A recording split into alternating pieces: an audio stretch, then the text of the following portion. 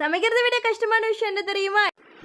நீ சமைச்சதை சாப்பிட்றது. என்ன சமைக்கலாம் அப்படின்னு யோசிக்கிறது தான். சரி நமக்கு தான் தெரியல அப்படின்னு இவர்கிட்ட ஐடியா கேட்டேன். எதையாவது செய்யுமா அப்படின்னு சொல்லிட்டு ஆஃபீஸ் கிளம்பியாச்சு. அந்த எதையாவது என்னன்னு தெரியாம தானே உங்ககிட்ட கேட்குறேன் அப்படின்னு யோசிச்சுக்கிட்டே சரி இட்லி செய்வோம் அப்படின்னு ஃப்ரிட்ஜ் திறந்து பார்த்தா மாவில்ல. சரி புட்டு இடியாப்பம் செய்வோம் அப்படின்னா ஆல்ரெடி இந்த வீக்கில் செஞ்சாச்சு. ரவா உப்புமா அப்படின்னு பேரை கேட்டாலே இங்கே ஒரு ஆள் அலறிட்டு ஓட ஆரம்பிச்சிருவாங்க. சரி என்ன செய்வோம் அப்படின்னு நான் யோசிச்சுட்டு இருந்தப்ப என் கையில் சிக்கினது தான் இந்த பன்னீர். சரி இந்த பன்னீரை வச்சு நம்ம ஸ்டைலில் ஒரு கிரேவி செஞ்சிடலாம் அப்படின்னு ரெடி பண்ண ஆரம்பிச்சிட்டேன். ஆஃபீஸ்லேருந்து வந்தவர் என்னமா செம ஸ்மெல்லாக இருக்கு அப்படின்னு கேட்டுக்கிட்டே உள்ளே ஏறினாரு.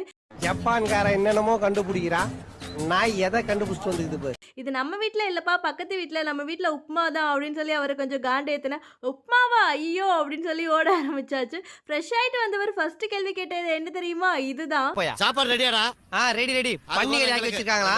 தின்ட்டு பன்றி காய்ச்சல் வரட்டும் போ. சரி பன்னீர் ஃப்ரை ஆகிட்டு இருக்கிற கேப்பில் நம்ம சப்பாத்தி ரெடி பண்ணிட்டு வந்துடுவோம். Stay tune for part 2.